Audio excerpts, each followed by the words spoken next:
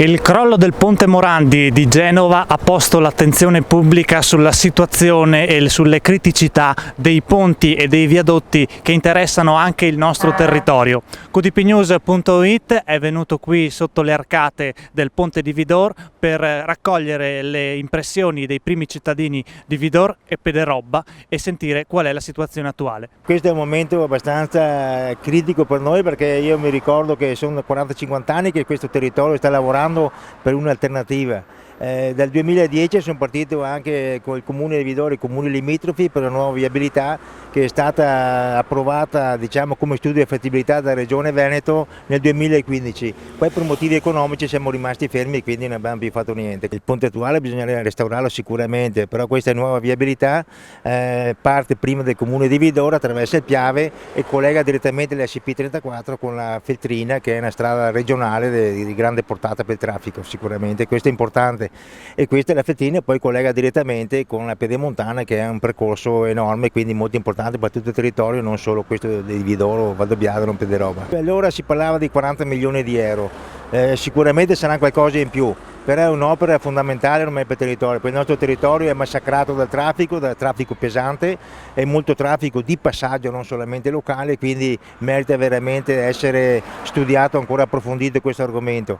Io a Vidor, qua con il comune, da quando sono sindaco, sto spingendo attraverso la regione, attraverso tutti i consiglieri e assessori, anche adesso a livello di parlamentari che abbiamo a Roma, che per fortuna abbiamo qualcuno eletto che sicuramente anche loro sono a conoscenza del problema e sicuramente ci metteranno una buona mano per riuscire a fare questo progetto che i cittadini di Vidor ormai sono abbastanza delusi, anche perché da 40-50 anni che parliamo di evitare il traffico in centro di Vidor, non riusciamo mai a risolvere questo problema. Noi siamo molto fiduciosi su questo, perché adesso abbiamo una spinta che parte dal comune, provincia, regione, arriviamo a Roma, quindi là a Roma i soldi spero che 40-50 milioni penso che ci possono trovare da qualche parte sicuramente, e questo è l'auspicio che abbiamo noi tutti quanti, Valdobbiadene, Pederobba, Crocetta, Cornuda, Crocetta, tutti i comuni limitrofi, non solo quelli confinanti col Piave, ma anche quelli dei dintorni, Miane, Pieve Soligo, perché il traffico che c'è qua coinvolge tutto il territorio del quartiere del Piave, destra e sinistra Piave. Diciamo che purtroppo a seguito della disgrazia di Genova si è sollevata l'attenzione in merito alla situazione di ponti e viadotti del territorio nazionale.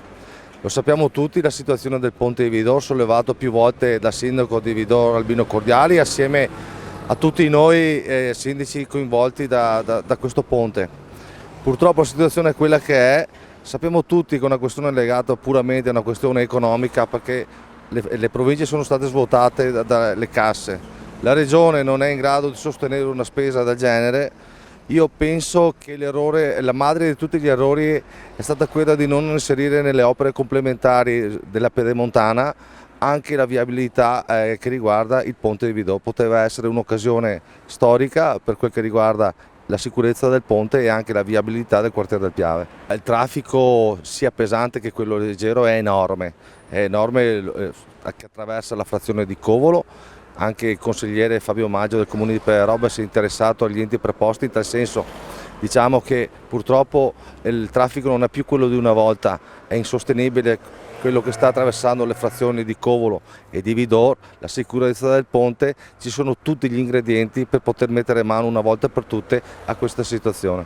Il sindaco Albino Cordiali del comune di Vidor si è sempre fatto portavoce, assieme al sottoscritto, al sindaco di Cornuda, comune di Crocetta, comuni interessati e il sindaco di Valdobbiadene, comuni interessati appunto a questa situazione che secondo me risolverebbe una volta per tutte la questione sicurezza e viabilità nei centri cittadini.